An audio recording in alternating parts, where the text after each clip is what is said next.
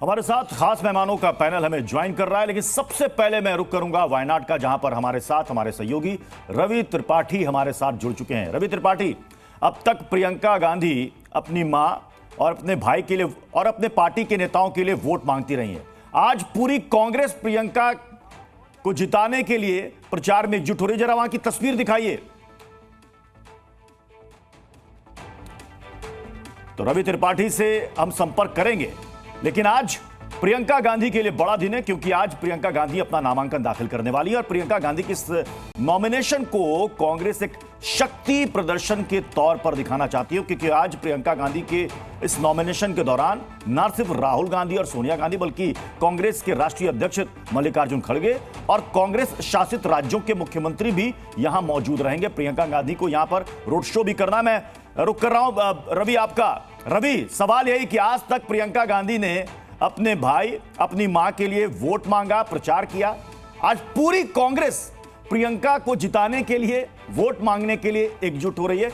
कौन सी बड़ी तस्वीर आज वायनाड से आ सकती है थोड़ी देर के बाद? बिल्कुल बिल्कुल बड़ी तस्वीर आपको देखने को इसलिए मिलेगी क्योंकि सोनिया गांधी, राहुल गांधी, मल्लिकार्जुन खड़गे, तीनों राज्यों में जहां कांग्रेस की सरकार है वहां के मुख्यमंत्री और तमाम कांग्रेस के बड़े नेता आपको दिखाई देंगे। मंच दिखाना चाहेंगे हम। ये देखिए, मंच तैयार हो चुका है। जब प्रियंका गांधी नॉमिनेशन कर देंगी उसके बाद इस मंच से आकर तमाम नेता भाषण देंगे। तो ये देखिए, तमाम कुर्सियां लगाई गई हैं, सारे वीवीआईपी आपको यहाँ दिखेंगे। ये गाना बजाने का कार्यक्रम अभी से शुरू हो गया। कांग्रेस के कार्यकर्ता यहाँ देखिए धीरे धीरे इकट्ठा होने लगे उनको सुनने के लिए। और सबसे बड़ी बात है कि टारगेट रखा गया 5 लाख के पार। 5 लाख से ज्यादा मार्जिन से प्रियंका गांधी को जिताना है, यानी राहुल गांधी से भी ज्यादा मार्जिन।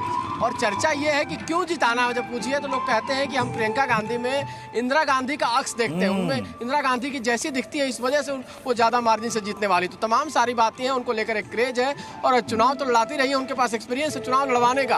ये चुनाव लड़ने का एक्सपीरियंस होगा, इसलिए मार्जिन भी ध्यान रखा जाएगा। कितना मार्जिन लेकर आते, क्या राहुल गांधी के मार्जिन को वो क्रॉस करती हैं जो 2019 में उन्होंने 4,31,000 का मार्जिन से चुनाव जीत दर्ज की थी, क्योंकि 2024 में उनका मार्जिन भले ही कम हुआ हो, प्रियंका गांधी का मार्जिन ज्यादा। तो लोग दिखाना चाहेंगे कि तमाम लोग हैं, कुछ लोगों से बात भी करना चाहेंगे। आप लोग हिंदी बात करते हैं क्या? प्रियंका गांधी को सुनने के लिए आप लोग आए हैं? आप लोग प्रियंका गांधी को सुनने के लिए आए हैं क्या? प्रियंका गांधी को सुनने के लिए आप लोग आए हैं? Yes yes. क्या लगता है कितना मार्जिन से चुनाव जीतेगी? Sorry, we can get English or Malayalam. English. What margin you are expecting? We are margin more than 50,000 people is coming here today. Yes. But the victory margin of Priyanka Gandhi, what will be?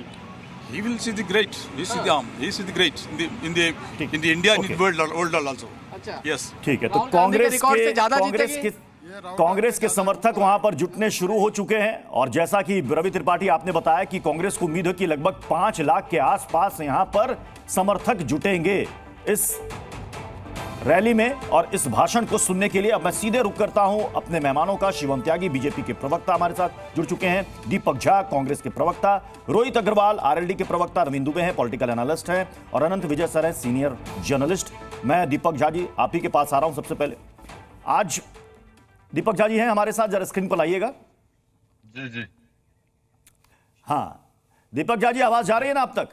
जी बिल्कुल। नमस्कार प्रत्युष जी, जी दर्शकों को भी नमस्कार। दीपक झा जी, आज तो कांग्रेस के लिए बड़ा दिन है, सिर्फ प्रियंका गांधी के लिए नहीं, कांग्रेस के लिए बड़ा दिन है। प्रियंका गांधी जो अब तक अपने पार्टी के नेताओं के लिए वोट मांगती रही, आज उनके लिए वोट मांगने के लिए पूरी कांग्रेस एकजुट हो रही है। क्या मैसेज, क्या संदेश देना चाह रही है कांग्रेस आज इस शक्ति प्रदर्शन के जरिए?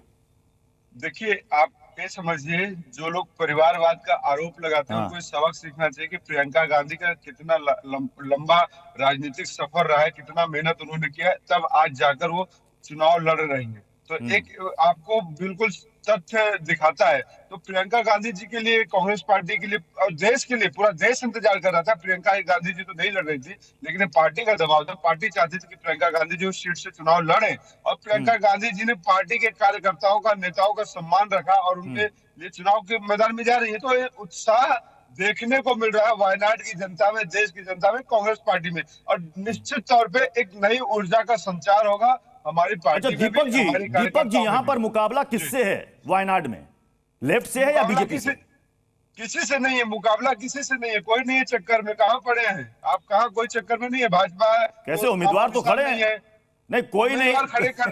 कोई नहीं है टक्कर में, कहां पड़े हैं चक्कर में, तब तो फिर निर्विरोध जीत जाना चाहिए था। नहीं तो देखिए, लोकतंत्र की ये भी खूबसूरती है कि चुनाव लड़ने के लिए तो सभी आजाद है। आप भी लड़ सकते हैं, शिवम त्यागी जी भी लड़ सकते हैं, भाजपा कांग्रेस पार्टी है तो नहीं, लड़ेगी। कांग्रेस के लिए, प्रियंका गांधी के लिए वायनाड लोकसभा सीट में मुख्य प्रतिद्वंदी कौन है, लेफ्ट या बीजेपी? कोई है ही नहीं प्रतिद्वंदी। चुनाव लड़ने का मतलब ये नहीं होता कि हथियार उठा लिया और आप यहाँ पे आ जाएंगे। तो इसीलिए मैंने कहा कि कोई मुख्य प्रतिद्वंदी है ही नहीं। भाजपा वहां तो कहीं चक्कर में ही नहीं है, किसी टक्कर में ही नहीं है, लेफ्ट वाले भी कहीं कुछ नहीं है। तो सब साफ है। इस बार मुकाबला जनता का है। जनता कह रही कि सिर्फ और सिर्फ प्रियंका गांधी ही हमें चाहिए और कोई नहीं चाहिए। मुकाबला तो बनारस में था कि हमारे अजय राय जी ने नाकोचनी से बात दिया था, उसको मुकाबला बोलते हैं। वहां पे वोट प्रतिशत कम हुआ था, वहां पे मार्जिन कम हुआ था, मुकाबला उसको बोलते हैं प्रत्युष जी। यहाँ तो एक तरफा सिचुएशन है, एक तरफा जीत होने वाली है। आपके लिए विपक्ष बीजेपी कह रही है कि आप जो कह रहे हैं ना कि एक तरफा मुकाबला है, कोई नहीं है टक्कर में, काहे पड़ो चक्कर में, वो कह रहे हैं कांग्रेस इसलिए कह रही है क्योंकि कांग्रेस ने सुरक्षित और सेफ सीट चुनी है प्रियंका गांधी की लॉन्चिंग के लिए। इसमें सुरक्षित और सेफ सीट क्या है? हिंदुस्तान का हिस्सा है। हिंदुस्तान में आप कहीं भी चुनाव लड़ लीजिए। मैं तो कहता हूं कि कोई भी कहीं भी चुनाव लड़ सकता है।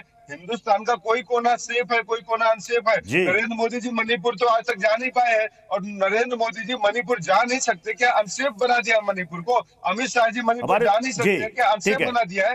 तो ये तो भाजपा हमारे साथ शिवम त्यागी भी जुड़ चुके हैं। सोचती है कि क्या सुरक्षित है, क्या सुरक्षित है। हम तो कहते पूरा देश।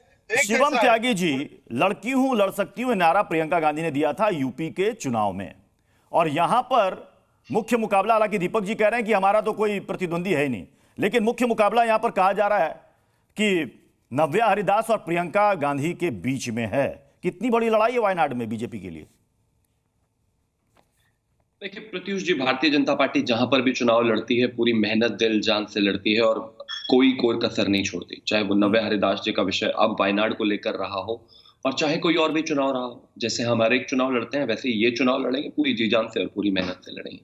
लेकिन मेरे जो मित्र हैं दीपक झा, उन्होंने बिल्कुल ठीक कहा कि देखिए प्रियंका गांधी जी का बहुत लंबा जो है राजनीतिक करियर रहा। मैं तो कहता हूँ 52 साल उनकी उम्र है, 52 साल ही उनका राजनीतिक करियर भी रहा है। जिस दिन से श्रीमती प्रियंका वाड्रा पैदा हुई है राजनीति में ही है भाई। इतने बड़े खानदान की जो बेटी है वो तो राजनीति में रहेगी, और जनता चाहती थी, वो चाहती थी। मतलब ये शर्म की बात है कि मोतीलाल नेहरू कांग्रेस के अध्यक्ष रहे और जवाहरलाल नेहरू रहे, इंदिरा जी तो रही ही रही, प्रधानमंत्री भी घर में 3-3 4-4 रहे, लेकिन आज 6-7 जनरेशंस के बाद भी अगर उनके बच्चों को भागकर एक ही सीट पर जाना पड़ रहा है अपनी जीत इंश्योर करने के लिए, तो देश से उनका कितना जुड़ाव रह गया है ये तो साफ दिखाता और बताता है। इतना ही कॉन्फिडेंट थे तो उत्तर प्रदेश में जब चुनाव हो रहे थे तो लड़वा देते कहीं से। खैर, लेकिन मुझे प्रियंका गांधी जी के लिए एक विशेष डर भी है आज। मतलब डर और दुख इस बात का है कि जिस तरीके से पूरी कांग्रेस में और उनके खुद के भाई ने उनके खिलाफ जो है एक राजनीतिक साजिश रची है कि उत्तर प्रदेश में ले दे के जो थोड़ा बहुत अच्छा प्रदर्शन हुआ उसका क्रेडिट भी खुद ही ले लिए, रायबरेली से भी खुद ही लड़ लिए, रिस्क ना हो, डर ना हो, बेटा ही हर जगह लीड करेगा। हमारे देश में तो होती है ना पितरात्मक सत्ता वाली बात, और बहन को हमेशा पीछे रखा, जबकि यूपी कभी आए भी नहीं। यूपी के लोगों को गालियां दी जब वायनाड से चुनाव लड़ते थे। लेकिन आज ऐसा ना हो कि कहीं प्रियंका गांधी को फिर से राहुल गांधी हरवा दे, क्योंकि अल्टीमेटली गद्दी पर तो बेटा ही बैठेगा, और एक म्यान में तो एक ही तलवार रह सकती है, दो तो रहने से रही। और बहन को इतना पसंद करते तो उन्होंने इतनी मेहनत इतने समय से की, जैसा कि दीपक जी कह रहे हैं, तो उनको पहले से मौका देते, वो सब दिया नहीं। खैर, मेरी प्रियंका जी को हारने के लिए बहुत बहुत शुभकामनाएं, और मैं सिर्फ इतना ही कहना चाहता हूं कि वायनाड में हम उनको हराने वाले हैं और पूरी मेहनत करने वाले हैं। और हमारी तरफ से तो इस बार राहुल गांधी भी लड़ेंगे, क्योंकि अपनी बहन को तो वो भी नहीं चाहते कि वो जीते। तो भैया बस इतना ही है, मेरी उनको हारने के लिए अशेष शुभकामनाएं। दीपक जी, शिवम जी तो शुभकामनाएं दे रहे हैं प्रियंका गांधी को, शुभकामनाएं दे रहे हैं। प्रत्युष जी, मेरी 10 सेकंड की बात सुनिएगा। शिवम त्यागी जी कह रहे प्रियंका गांधी जी का जन्म उस परिवार में हुआ। अरे भैया, अब भाजपा वाले बताएंगे किसको कहां जन्म लेना है। हानि लाभ जीवन मरण प्रभु सब हाथ होता है, पता है ना कि कौन कहां जन्म लेगा। इसमें प्रियंका गांधी जी का सौभाग्य कि उनके संस्कार है कि वो किस परिवार में जन्म लेती हैं। आपका सौभाग्य कि आप किस परिवार में जन्म लेते हो। तो हानि लाभ जीवन मरण, तो जीने मरने पे तो कम से कम आपका कंट्रोल नहीं होगा। नरेंद्र मोदी जी तो नॉन बायोलॉजिकल प्रधानमंत्री है, तो वो यही कह सकते हैं। भाजपा के प्रवक्ताओं से भी यही उम्मीद हो सकती है कि भैया कौन कहां जन्म लेगा। मैं तो आज आश्चर्यचकित होगा, घनघोर आश्चर्यचकित कि शिवम त्यागी जी कह रहे हैं कि वो परिवार में जन्म लिया। अरे भगवान की मर्जी है, कौन कहाँ जन्म लेगा। दूसरी बात मैं कहूंगा कि भाजपा का जो दर्द है ना, वो महाभारत में जी न्यूज़।